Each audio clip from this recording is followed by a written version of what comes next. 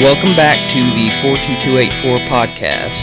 Hi, my name is Robbie. I'm Brandon's son, and today I'm sort of the host. I'm over here manning the computer and the mics and all that, so I'll chime in every now and then, and let's get started.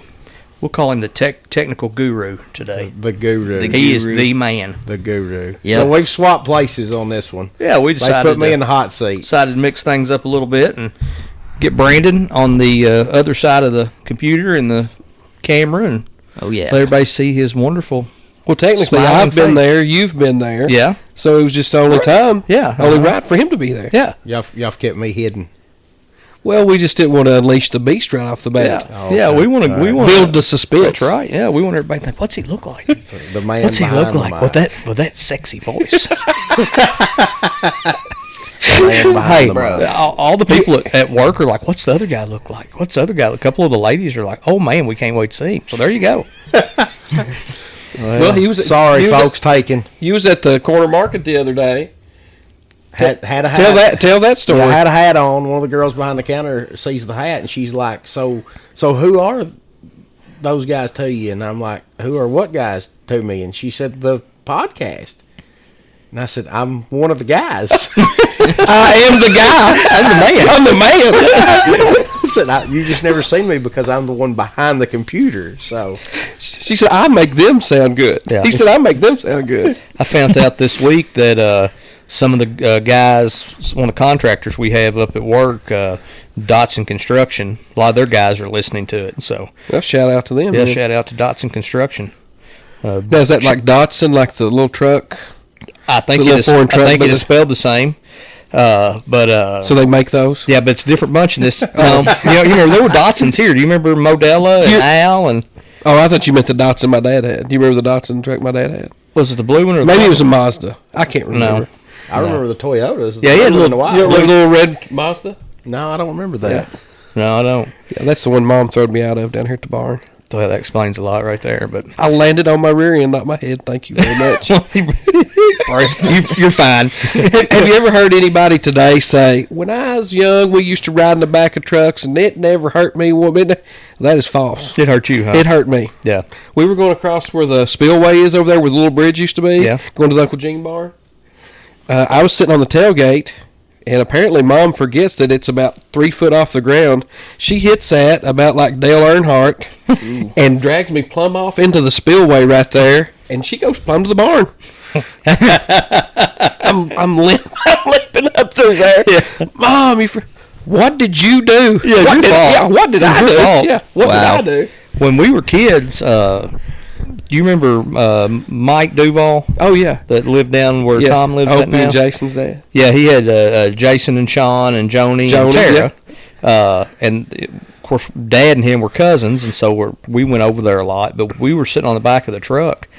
And I don't remember if it was Jason or Sean, but we went down a dip like that. We were going to get walnuts somewhere around there and went down a dip like that. And one of them, their foot hung a rock. And it yanked them off there. I mean, just like, oh, yeah, like somebody grabbed them and stopped them. Yeah. And then we kept going. But I was like, oh, man. I wasn't old enough to sit back on the tailgate. And they probably weren't really old enough either. But man down. Yeah. I think Mike was driving. He just said, "Catch up." I never stopped. Never stopped, yeah. So, Brandon, you were raised here in Sunfish, basically. Huff. Spent my early years in Huff. Okay. Which is next door. Next door. We moved to Sunfish when I was 9. I think Dad had bought this place up here where his shop's at, built a shop. Was there anything there before that shop? There had been a house there at one time. I think when he bought it, the house had long been gone. Yeah. But he bought that property and had the shop built there, and we was living down on Papa's place, and we got broke into, and they stole every tool he had once. And then the second time we got broke into, before we moved up there, he was actually in there and caught them.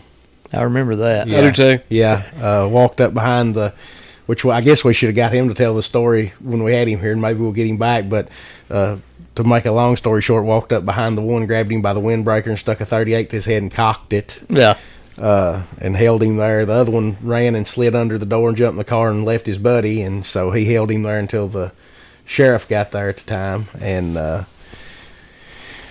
Typical, I guess, judicial system. They didn't do anything to him. Yeah. You know. Papa got in more trouble for... He didn't get any trouble. He got well, treated more like the criminal than they did, because they questioned how he could be inside the shop and have padlocks on the outside of the door, and why he had a pistol in there, and why he was in there in the middle of the night. And it's basically premeditated, but heck, he was in the right, so I don't know why they treated him like that. You know, I asked what was there. I don't remember anything. It's always been Jimmy's shop. You know, I remember him building it, seems like. But do you know the whale across the road on your mom's farm, Kyle? Or I guess that's your mom's right there. There's a whale right up on top of that hill. Now, I don't know if there's any truth to that. Oh, no, that's not mom's. That's the Key Boys. Okay. But it's right across from Jimmy's driveway there. From his trailer driveway? No, from the shop driveway. No, I don't know. I don't well, think there was ever a well. Yeah, there's no well up there that's full. You can still see the rock. Huh. And it's just right up in the edge of that, where that fence row is there. But a guy told me one time there is a story in that Oasis of Catholicism book about this guy whose wife, I don't know what happened, but she disappeared, and they hunted for her, and they found her head first in that well. Are you serious? Yeah, and so they thought that he had probably, did that to her, and so they put a bundle of switches on his store, on his step that night. Is that the Night Riders? The Night Riders. I've heard of the Night Riders. Yeah, the Night Riders, and he supposedly disappeared. Yeah. But I was talking to Guy about it, and Guy said he didn't disappear. He said he's buried down there on the creek somewhere, I'm sure. He's in the other well. Well, maybe. But I said, where did that happen at? And he told me that well was that old well right there across from your dad's shop. If you'll walk across the road and walk up there on that little knoll, there's a well up there. It's full. It's not like that one on up here by James and Pam's driveway. It's not full. Yeah, that's the one I was talking about. If you turn out their driveway, like where that little grove of trees is right there. I don't know who that was. Dad always called that the Susie place, but it's the Key Boys that own that. I remember that house being there. I can too. I can remember the old house being there. Mm-hmm. But like Dad's place, there's 5 acres, I think, of it, and there was a hand-dug well right in the middle of that old pond. Oh, I remember that. And then there's that well right over by his driveway. So, it must have been a pretty common thing that I guess maybe you had one that went bad and you dug another one, or you had the old one and you dug a new one, or had one dug. But, funny thing, it being 5 acres, the backstory on some of that was that Guy's brother had bought that whole place. What Guy had, what I've got now, and what Dad's got. And which brother, do you know? I don't know, but he was supposed to sell Guy. He had a brother named Billy, didn't he? Yeah. He was supposed to sell Guy half of it. And so Guy bought half of it. And what I bought off the Guy place, there's 7 acres, and Dad's is 5. So he didn't get half. He took a little more than half. Yeah, a little more. He took a little more than half. He probably measured that himself. Yeah, I'm sure. So I was thinking about him the other day, and I was actually telling our one of our new neighbors that's bought some property over here, not living here, but bought some property, about the hog barn over there. I said, well, at least we don't have to worry about the hog barn over there anymore. And I said, the guy would go down there to borrow a tractor off Gary to bush hog his pasture with, and complain about the hog barn while he was down there. Or complain about the smell of the hog barn while he was bumming a tractor off of him, What about when he was spraying his fence over here? Oh yeah. He comes over to Dad and he says, "Hey, Dad, everybody, hey, Dad."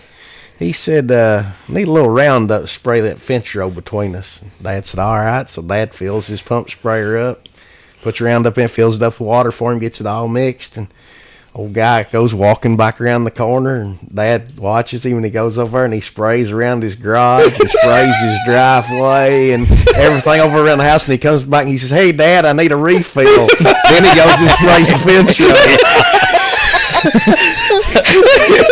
Have I told you? I think I've told you all, but if I told it on here about him sitting in the hallway up to nursing home and a nurse walking by?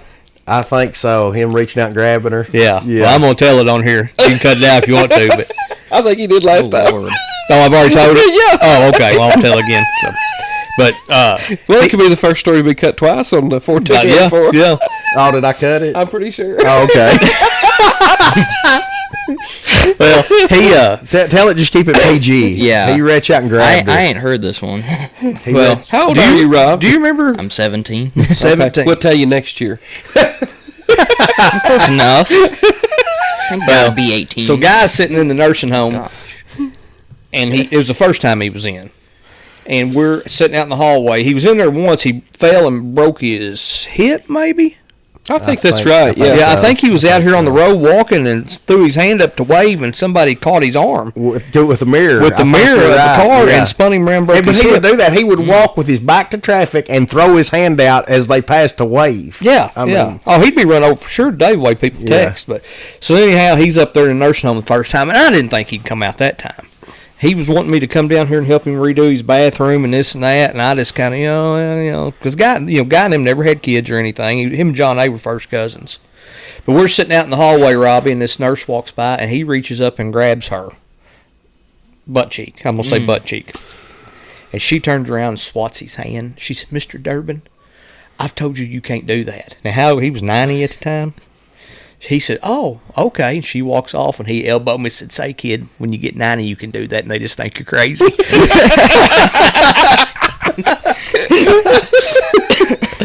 He was a mess. The last time that we put hay in that barn down there of yours, Brandon, I don't remember whose gooseneck it was, but it was a whole gooseneck load of square bale hay. He backed up there, and I've still got the picture somewhere. They had backed it in, just unhooked the trailer, and he'd got me and remember Hair Dog and Hair Dog's boy, which are his nephews, actually, great nephews, going to help him put them in there. And I told Guy, I said, if you'll just stay off the trailer and stay out of the barn, I'll feed it to them, and they can stack it in the barn.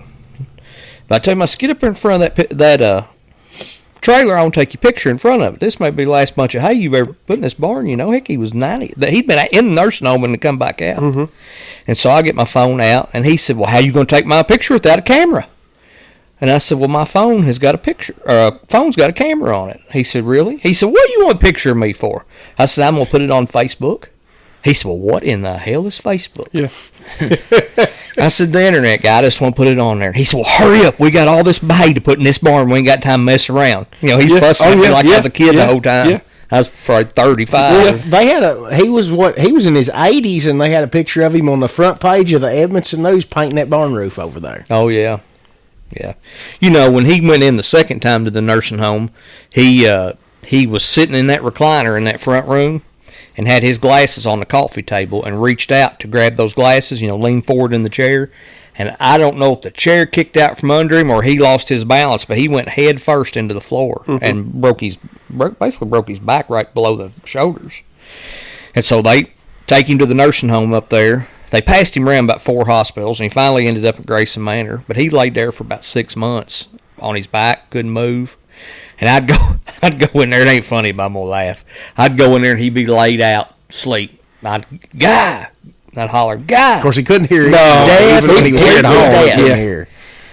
And they had him in the room with this old guy, and I'd reach over and I'd shake him. He'd about jump out of the bed, He'd say, "Hang on a minute." He'd go digging in them sheets, and he'd pull his hearing aid out and put it in.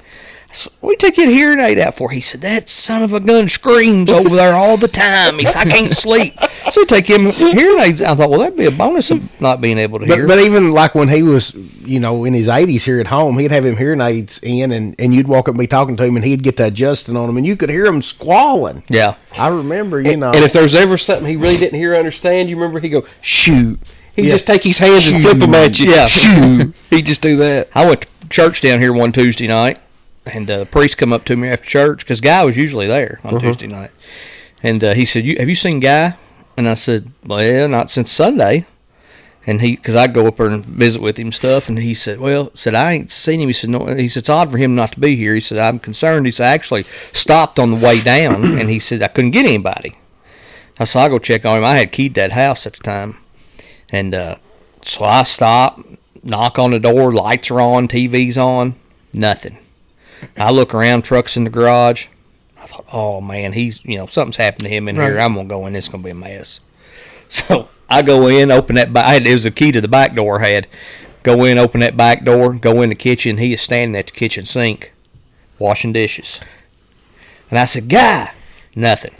I got up within 2 foot and screamed at him, and he did not budge. And I thought, what in the world? So I reached up and grabbed his arm. He about passed that. He about passed out. He got weak in the knees. Don't blame He called me words I hadn't heard in a long time since, But his hearing aids had messed up, and he'd send them get them fixed, and Townie hadn't got them back yet. But he was completely deaf with them hearing aids on. Yeah, he couldn't hear. Mm-hmm. He couldn't hear.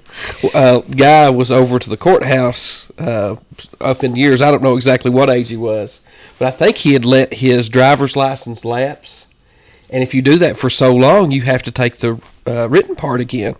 And so he was over there trying to get his license back. But what was so funny to me was he had drove over there, and he'd come in and he told me all about it. He went up and took the test and failed it.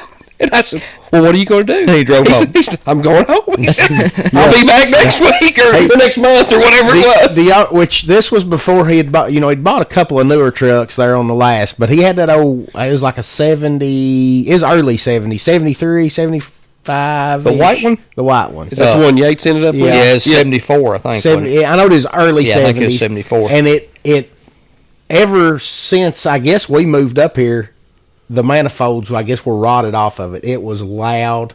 Do you remember it being loud? I don't remember it being loud. I remember thinking that truck is almost pristine. Then when he sold it to them, it's like it just fell apart. Yeah. But it was in great shape, but it was loud. And I guess, he didn't care. He couldn't hear it anyway. Had 390 in it, I believe. Had a 390 in it, half-ton automatic long bed. And so when he buys his first, when he gets rid of the sheep, he gets rid of his 2-horse trailer. So then when he gets to fooling with horses again, he goes and buys that 12-foot gooseneck Ponderosa. And he has Dad put him a gooseneck ball in this old Ford. And so Dad gets it all put in, and he hooks to this brand new red Ponderosa trailer. And it was a pretty trailer, had the V-nose. It was one of the first ones I'd seen with the V-nose. Yeah. And he tells me, he said, I'm going to take it down and show it to Ben. And he said, you want to ride with me? And I said, yeah, I'll ride with you, And so he proceeds to tell me as we're pulling out of the shop that he said the good thing about these goosenecks is you ain't got to worry about swinging wide. And we drug that thing through every ditch we turned right at going to Ben's. He never known any different. He would come get me and Cooter. I'm going to drop Cooter's name here. He'd come get me and Cooter and take us. He gets to crack of dawn, and we go down to Has Balance's place, the old country ham place there on 180 or 31W, and he would buy alfalfa from him or whatever hay. I think it was alfalfa. And he'd take us down there, and we'd load that old truck just as high as we could stand to get it with hay on top of it. And then we'd drive it back up here, and we'd put it in that barn. And it'd be a half-a-day ordeal. He'd give us $2. Now, Cooter flaked out pretty quick. Cooter said, he ain't paying us no more than that. And I felt sorry for him, so I always went along. He gave me $2, and I'd get done. I'd go down to the store and spend $4 on, a sandwich and a drink for lunch. Yeah. We were down there one time, and I was up on top of that truck, and I lost my balance. Do you remember when I fell off that trailer at Ronnie Huff's that time and fell out over on the neck and just dead centered that beam with my foot, caught myself? No, I don't remember that. We were strapping hay down or something down there, and I got up on top of it to put a tarp on it or something and lost my footing and fell off the front and thought I was going to straddle the neck on that trailer, and my right foot caught that 2-inch piece of beam coming down. I was like, did the balance act. Your balance must be bad. Josh told me you fell off the top of his truck and broke his windshield one time. We don't talk about that. Well, you did, though, didn't you? I did, yeah. But that was different. It wasn't the top. I fell off. I slipped on the hood and fell through the windshield. I thought it was cold weather, wasn't it? I thought it was snowing. It was snowing and ice. I thought it was the top for some reason. And he locked me out. Yeah. And so I jumped over the cab onto the hood, and when I hit... You was over the... Okay. Yeah, I jumped over the cab, and when my feet hit the hood... They went out from under me, and I went plumb through the windshield. Yeah, that's about. But to my defense, it had like 7 cracks in it. Right. I mean, it was just ready to come out. Yeah. So we drove home that night with no windshield in the snow. I mean, a long way home, no windshield. Lord. So there's more to the story, Robbie. We can put on air.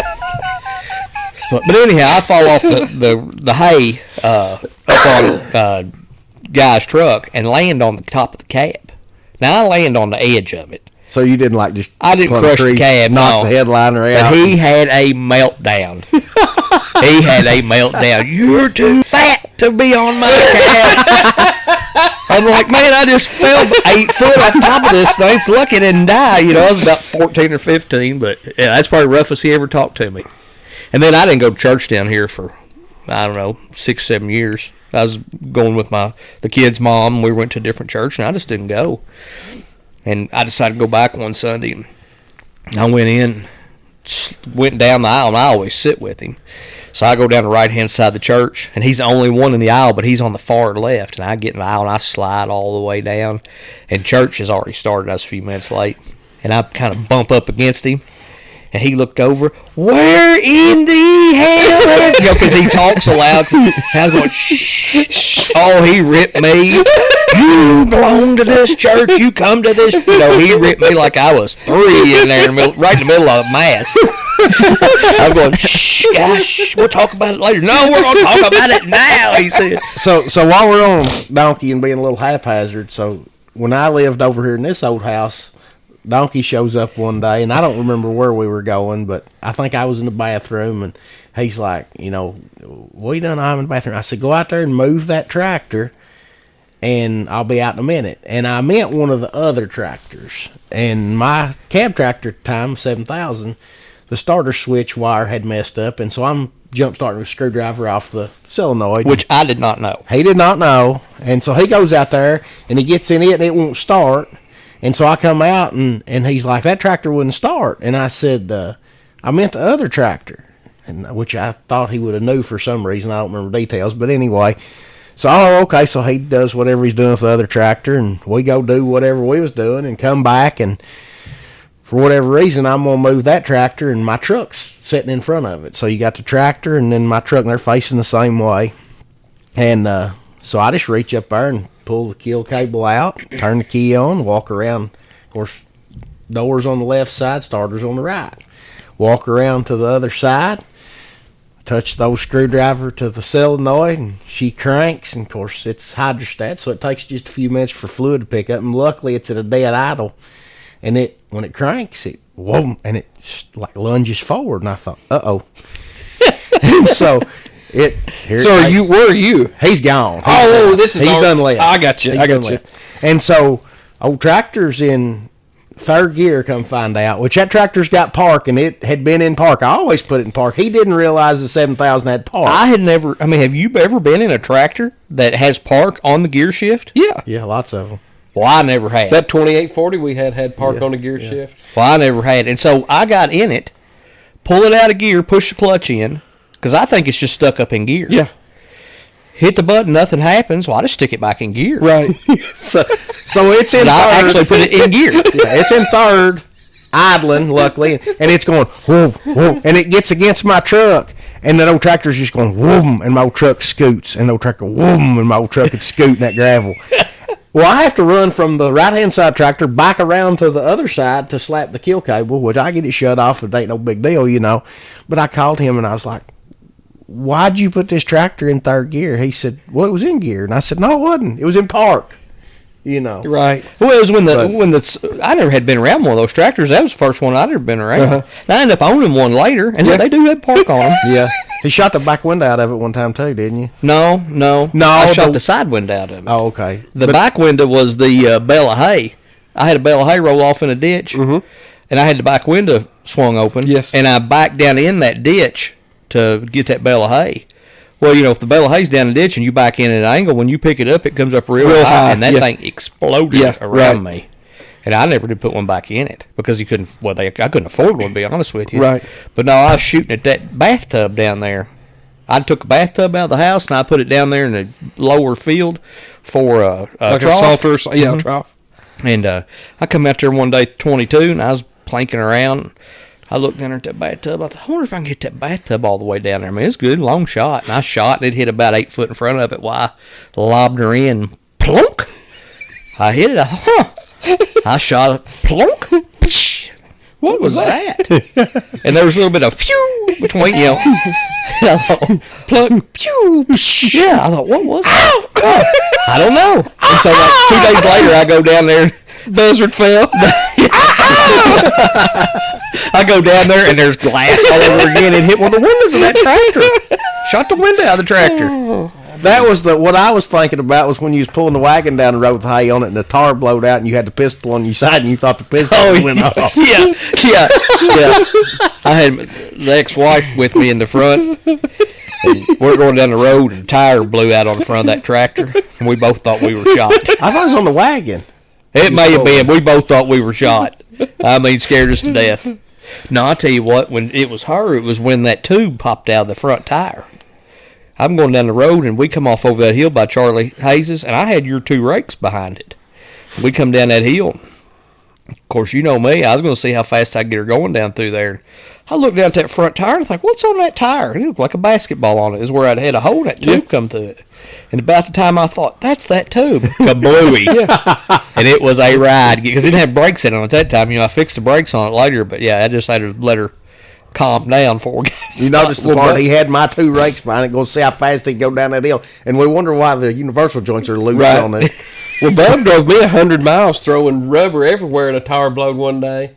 I was a nervous wreck. I was glad it blew out. When we took that bull up there? Yeah. What jerked the valve stem out of it? I'll tell you what, it peeled the cap off. His inside door on the back of a truck, and it peeled the cap off, and I just pulled over and took my pliers and yanked the valve stem out of it. Where'd it go? Yeah. Yeah. You know, if I get a flat tire on like a tandem trailer, I ain't stopping. Gosh, now, Brando, though. Yeah. Dale. Yeah. If we have a flat tire, they'll ever one. Dale was hauling some calves one day, and I mean, they wasn't even really crowded. They was, I mean, Dale's cautious. We had trailer full, but Couldn't you say that? Yeah. Dale's Dale's very cautious. And he said, oh, it's hot. He said, gosh, Dale, if we have a flat tire, they'll ever one die. We could probably write a book on hauling cattle back in the day, couldn't we? Oh, my gosh. Do you remember? I'm pretty sure you was with me. Do you remember when we went to the farm over on Black Gold and loaded out all them and Jonathan's with? And we was crossing the Brownsville Bridge, Kyle, and that old red Chevrolet I had, the front end gets to absolutely jumping up and down. Death wobbles. We got a 20-foot cattle trailer behind us loaded to the gills, headed to Glasgow. Got to get them there. And it just done it and then all of a sudden something, pow, slings out and it quits, and it was a front CV axle coming apart, slinging the balls. The ball bearings. Yeah. Remember that time we were coming back? We had a load of hay on that wagon. It was you, me, I think Papa was there, and my stepbrother Corey. And you'd seen the tread worn off of that one tire, and there was and it was pretty bad. And we were just passing Kyle's place, actually, and that tire blow, pow! It sounded like a shotgun went off. Me and Corey jumped and looked around. Papa was ahead of us with the tractor and baler. Yeah, okay, we blowed that front tire on that wagon. We had to pull in there at Kyle's barn and change it. So. Can I tell about Spain Howard and getting the cows up? Yes, absolutely. Absolutely. That was over there. Was that at that place that you were talking about y'all loaded out, or was that over at B Spring? No, that was at B Spring. That was at B Spring, the cows. Because they were Jonathan cows. Okay. Jonathan Blanton, he farms and has a bunch of cattle over there at B Spring, and he's going to get some up, I think, to sell early one morning. I think the way it was told to me. Have you ever heard him tell it? I don't know if it was to get them up to sale, or if they was going to work them. Or work them or something like that. They were getting cattle up regardless. But it's one of those mornings where the fog is just so dense you can't see the hand in front of your face, and they're out in the field, and they like Sennett said, that's when he drove around for 30 minutes, got lost in the field. Right, exactly right. And so they put Spain Howard. Jeremy is Jonathan's brother-in-law. He married Maria, Jonathan's sister. And Jeremy T, or what is it? Jeremy Cat. Have you saw Catfish? Catfish. Yeah. That's his new Facebook handle, Jeremy Cat. Yeah, but he got banned from Facebook under Jeremy Spain Howard, by the way. Oh, really? You have to ask him about that. He's a Facebook outlaw. Yeah, he's in the brig. But so they put Jeremy by the gate, and when we get them all in, you shut the gate. Pretty simple. And if you could hear Jeremy tell it, it's a lot better story. But anyway, he said every cow over there had a name, and every name was a bad word. They were trying to get those cattle up, and he'd hear one of them holler over here, and he'd look, and he'd hear one of them holler over there, and he'd look, and he said, Jeremy's probably never been around cattle. No, he's raised up in town. Yeah, okay. I didn't know he was. He mows yards for a living. I knew and yard mower. Yep, very good at what he does. Buys and sells and trades and those sort of things. Pocket knife man. Pocket knife man and other things. But I've been around livestock a whole lot. But he hears them, there'll be somebody holler over here, and he looks over there. Of course, he can't see because of the fog. Can't see anything. And he said all of a sudden he could hear something in that fog. And he said it was going, whoo, whoo. And he said about the time it got close, he said an axe handle hit him right across the shins. And he hit the ground just like a sack of potatoes. Jonathan had got mad at one of them cows and thrown that axe handle and missed. So he was hearing that thing coming through the air. That's what he was hearing. Sounded like a boomerang coming through the air. That thing hit him in the shins and he fell like a sack of potatoes, I reckon. I said, well, what'd you do? He said, I went and got in a truck. Which I was done. Of course, I've told Jonathan we need to get him on here, and we need to, if we can talk him into it. But I've got some great Jonathan stories. But, Jonathan's probably the only one of our friends that ever broke his hand by hitting a cow on the hip bone. Really? Do you remember that? No, I don't think I do. I didn't know that. Yeah, he had some get out and get in the tool shed, and one of them had got in under a piece of equipment or something. He found her, she was down, and he was trying to get her out, and of course he gets mad and he rears back and he hits her and hits right on her hip bone and breaks his hand. Oh my goodness. This is going to hurt me worse than you. Is that like Big Kevin hitting a stud at my house that night? I don't remember that. Wasn't it Kevin Sanders that was going to knock a hole through the drywall when we were tearing that drywall out of that house up there? Maybe. And I'm like, yeah, and he rears back. You know how big old Kevin was. Yeah. He rears back and swings. I mean, it doesn't even hardly put knuckle prints. It just wham, shook the whole house. I said, you dummy, you hit a stud. Move over 6 inches. So just shook the house. So me and Jonathan and Jesse Whitaker. We've talked about Jesse on here before. Yeah. Crying when he had to go to school. Yeah. So we go to Saxton, Missouri, and go to the sale out there. And Jonathan was buying some trailers and reselling at the time. And so we got out there at DeWitt's and run into some old boy from Tennessee that Jonathan knows. And him and Whitaker ended up just staying out in the parking lot and drinking all day during the sale. All day long. I'm talking, we got there that morning, that evening, we packed Whitaker and put him in a truck between us. And so we've got 3 16-foot trailers. We've got the front one, and we got one tied behind it, and we've got another one stacked on top of it, and then we've got like a 6x12 tandem and then a 5x8 single axle stacked. We're 4 high trailers hooked to the truck, and we got a 16-foot trailer tied behind that. They'd put a hitch on a trailer if you wanted them to out there when they was building it, or you could pull it another. Yeah. You've seen them pull the trailers doubled and stacked.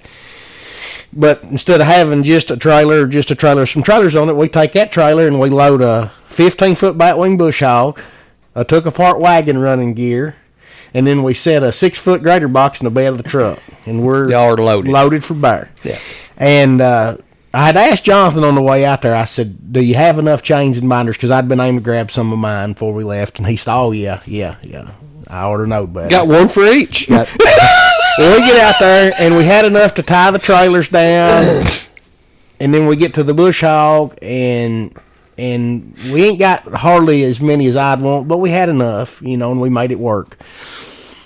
And so we're coming back, and Jonathan's truck had been wrecked right before we went and got fixed, and he didn't have no mirror on the driver's side. You know why we thought it was a good idea to pull trailers all the way from Saxton, Missouri with no mirror on the driver's side? Yeah, what is that, 7 miles? So anyway, if anything happens, don't look back. It's dark. We're rolling back. We've got these trailers strung out behind us. Whitaker is between us, out like a light. And I get which we crossed a little hump there when we got on 24. Everything been running good. I mean, just pulling just smooth. And we crossed that little hump, got on 24, and Jonathan gets up to pretty good speed. And I get to watching in my mirror, and I can see those trailers dancing back there behind us, kind of bobbing and weaving against one another. And I'm thinking, oh, this ain't good. And I told Jonathan, I said, you might as well slow down just a little bit. Them trailers is wanting to walk just a little bit. What we didn't know is when we crossed that rough spot, there was a cotter pin had come out of one of the chain hooks, and one of our chains on the bush hog had come completely unhooked, and the bush hog had rolled plumb to the back Saw the weights of the on back the back trailer. It had a gate on it, luckily, and it had caught it, but it's picked up the weight off those other trailers, and they're just dancing. And the minute he let out of it, it goes bringing the truck around. Now, we're on I-24. I can see headlights behind us nosing up.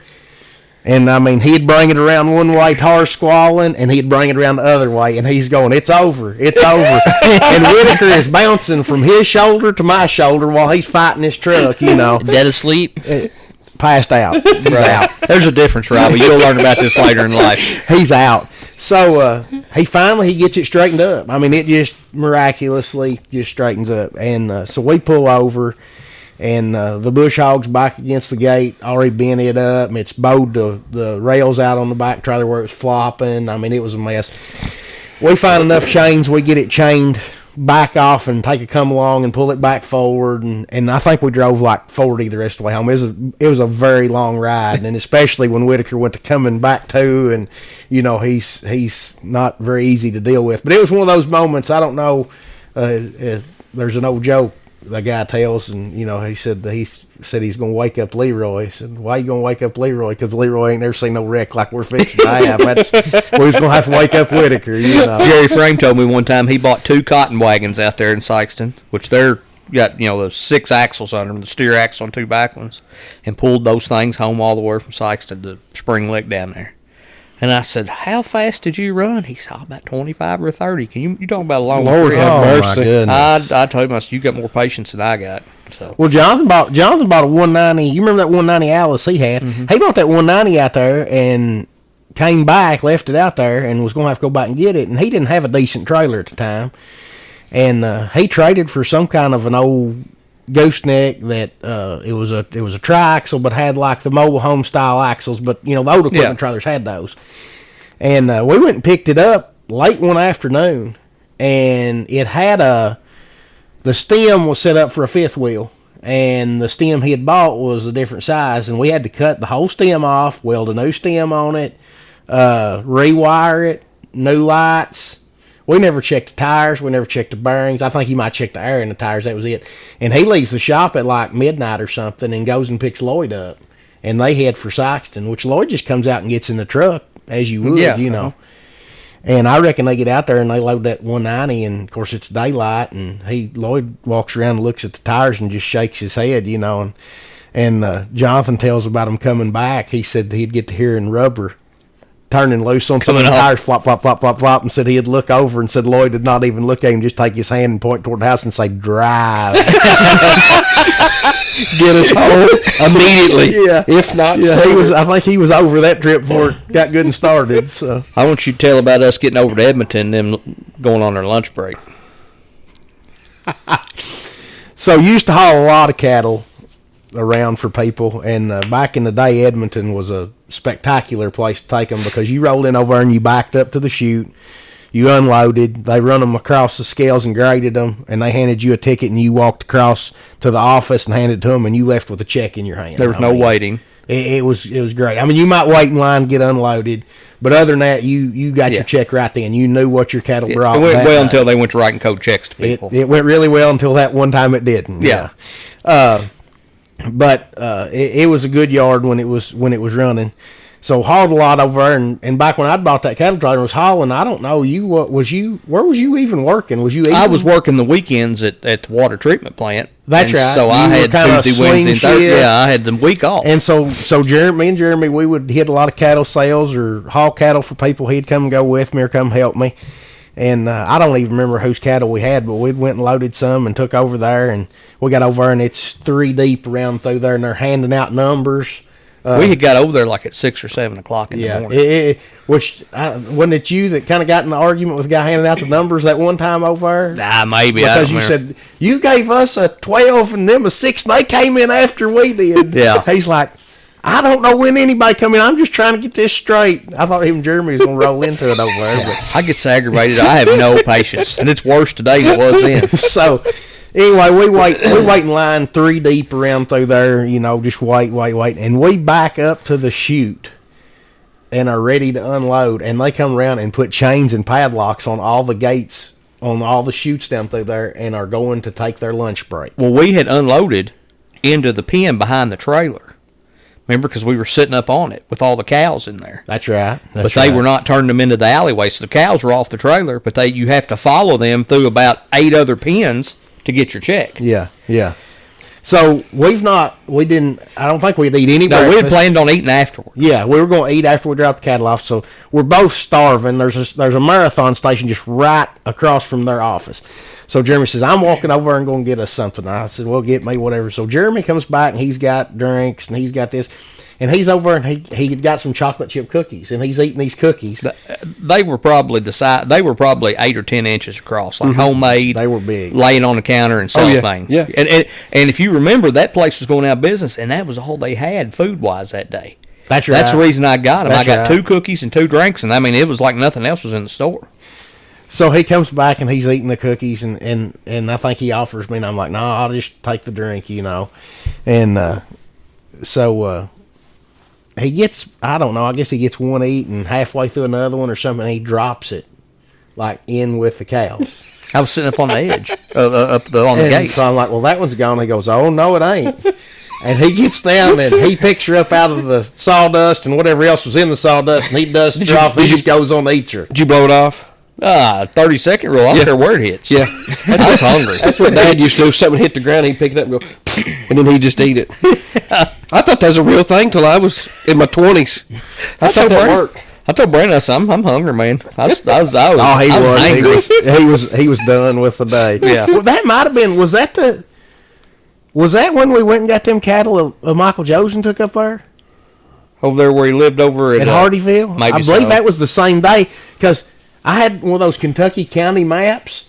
And we didn't know our way around. Yeah, this was before phone and GPS. Oh, yeah. I I used to keep an atlas in the truck. Yeah, but we didn't know our way around over there. We had never been over there to mount anything. And so we go to Hardyville and load cattle, and we're trying to figure out what's the best way to get from Hardyville to Edmonton. Which are right next to each other. I mean, they're 30 minutes apart. And so he takes this county map. I mean, I'd bought them maps somewhere. That they were pretty nice. They had every county on a separate page. And so he's going, and so he plots us this course with our 20-foot cattle trailer that we're going to take, and it's all back county roads. And I mean, we're going through there, and we get on some roads that it's curvy, windy, hilly. And he's like, it looked a lot flatter on the map. Straighter. It looked a lot straighter. Yeah. I don't even think it looked straighter. He just said it looked flatter. It looked flatter. What about the day that me and you and Michael Joe went and looked at bulls, and we had to wait on the guy to eat supper? Do you remember that? I don't remember this one. We went to Michael Joe's buddy up in Greensburg or something like that, and then we'd ended up at Short Creek. Up at Joe Bowman's? Is that who it was? I think that I don't remember exactly who it was. I bet Joe Bowman if it's Short Creek. Had all them big feeders out in the field and had that four-wheeler with the boom on it that he weighed the calves with. Put the little bales up in the hayloft. I don't remember that part. Now, I ended up over at Short Creek with you one time. You go out 79 toward Rough River, and you take on the left, that house on the left. Yeah, it's on the left. Had a black barn out there by the road. Mm-hmm. Yeah, me and you. That was Joe Bowman. He was, I always enjoyed talking to him. Mm-hmm. He was I remember sitting around his kitchen table. Well, maybe it was me and you, Michael Joe. I think it was y'all. I don't remember this one. Yeah, we listened to Jerry Clyer on the way over there, on the way back. Well, when we got there, he said we got there to look at that bull. Yeah, and it was getting kind of dusky dark, raining, dusky. And his wife had brought in Captain D's, and he said, "You boys just get a seat over there." Said this stuff ain't worth a dime. Heat it up. Yeah, yeah. I forgot about that, but I remember it was you. I guess. Y'all then. Yeah, it was you. I went up there and looked at some bulls. We was out all day long that day. You remember that? Another guy that was around this community that I actually worked for, Lonzo Vincent. You remember Lonzo? Oh yeah. And we were bull shopping there at one time, and I'd went up there and looked at some bulls, and Lonzo told me, he said he's got good bulls, but he said you don't want to buy one of them. And I said, well, why not, Lonzo? Why would I not want if he's got good bulls? And he said he keeps them big steer stuffer feeders plumb full out there. Said you buy one of them bulls and turn him out 50 cows, and he'll melt like a stick of butter. Old Lonzo drive that OLTD down the road, had that vinyl top, and it was it was broke loose on the front, and that thing would blow up looking like a balloon going down the road. Did you ever see the Haler dog Lonzo had? Nah, maybe. As a fattest Taylor dog I ever seen. But Lonzo would get up every morning and he'd cook him and that dog breakfast. That dog had biscuit and gravy for breakfast every morning. Yeah, Lonzo never married or anything, did he? No. Yeah, so he leased a Mamaw's farm up there in Shrewsbury. Yeah, I take on that farm for him. Papa always talks about me riding with him when he When he hauled cattle. When he hauled cattle, when I was just a little bitty kid and changing my dirty diapers and everything. I've had my fair share of spankings, but Papa ain't never spanked me. But the only time he really wanted to was, I think we took some cattle to Glasgow or somewhere. I don't remember where. But he was getting the check for the cattle, and I took off and hid behind an AC unit. And he was scared to death, thought he'd lost me, and he really wanted to whoop me that day, but he didn't. So Robbie, when he was little, Dad had found him a gourd that looked like an egg. Oh, you ever boy. seen one of them? Oh, yeah. Uh-huh. And he'd have that with him when they went and hauled them cattle, and he'd walk up to them old guys over there while they was in line waiting, and he'd throw that at them, and they'd think he had an egg and throw it at them, I reckon that really took on some of them, Me and Kenny was over there one time. Brandon's Uncle Kenny, I'd go get him. We'd go over there about every Wednesday. Or was it Wednesday? Yeah, Wednesday, wasn't it? That's back when they sold goats, Yeah, we'd go over and watch the goats sell. We'd go out and walk up down the catwalks and, over the top of the pens, look at the cows. We're standing over there one time, and we're kind of leaning over the rails, and we're over the top of an alleyway there running the cows down through. And Kenny's standing there, and I spit, just kind of let it string out, just spit. And about the time it left my mouth, I saw this big old boy walk out from under that catwalk down the alleyway, and it hit right on his solar panel bald spot right on top of it. And I just stepped back. Of course, he turned around and looked. There's Kenny. Did you smack Kenny on the shoulder? No, I stepped back. The old boy looked up. He's like, he didn't know what to say, That old boy was mad. It was just an accident. I finally said, it's me. I'm sorry. I didn't see you. Well, you thought somebody slapped that head the way you rubbed it. Brandon used to ride four-wheelers all over the place. We had trails all over. Just, you name it, we rode it there. And we decided, I don't remember what we were doing. We come up the road one night. Brandon's in front of me, you remember? He's dipping. He spit that amber up in the air. Straight in the air. Him behind me. I was right behind him. It just, it was just like I ran through bugs. Yeah. I was pissed. Yeah, I know what you mean. Yeah. He laughed and laughed and laughed. But, so I deserved it, I guess. Old Brandon, he'd wreck that Warrior. He'd wrestle it all the way to the bottom of the hill. I'd be saying, let it go. Turn loose of it. Them bones heal, them parts cost money. Jeremy just step off one, let it go. I'm grabbing, trying to get back on it, hold it. I'd step off of them. They still going up the hill sometime. I'd say, well, this ain't going to work. Yeah, I'd just step off. I know what's coming. I'm going to get off early. Yeah, let her go. It rolled from over top of me up there at one time on the ridge, and when it come off of me, I was reaching for the front bumper trying to get a hold of it. Let it go. We'll catch it down there. Yeah, let it go. Bends stuff up, scuffs it up. We was coming home from Litchfield one night. David McGrew had a little S10, burgundy and cream white. Is a 6-cylinder, 4.3 automatic. A good one. It would run. Yeah, a good one. Run. And I was driving. Dave was in the middle. Do you know David McGrew? Yeah. Oh, yeah, you know well. McGrew. You know McGrew. Oh, yeah. Dave's in the middle. I ain't seen him. Jeremy Logan's in the passenger seat. Y'all had a full. Y'all No, had I take it back. S10. No, I got it swapped around. Logan was in the middle. Dave was in the passenger Y'all seat. still had a full S10. I'm driving. Daniel Bolton had a 99 Mustang. You remember that silver Mustang he had at 99? Yeah. He was in front of us, and he had a carload. I don't particularly remember who all was there. And we were running pretty good, high rate of speed. Small race is what you're saying. Yeah. Of course, that Mustang just run off and leaving us. And them boys was like, slow down, slow down, slow down. I said, well, I tell you what. I said, we come around this curve up here. If I don't see his tail lights, I'll back off. Well, as we come around the curve, is that straight stretch right before you get to Perry Alexander's up at Litchfield, come down Litchfield, we seen his tail lights. I said, I believe we can still catch you, boys.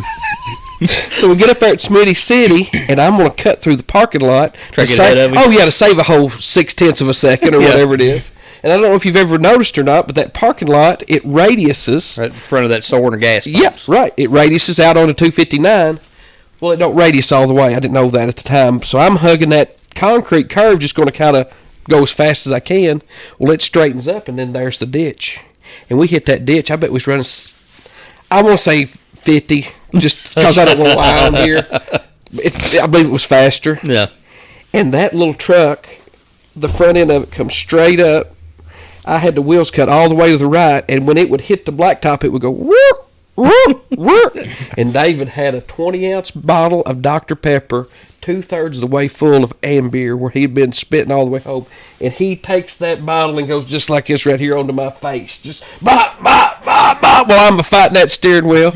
And you know what it feels like if he spit on you that night? Just hot and slimy. Sticky. Yeah, sticky. And I get to gagging while we're wrecking.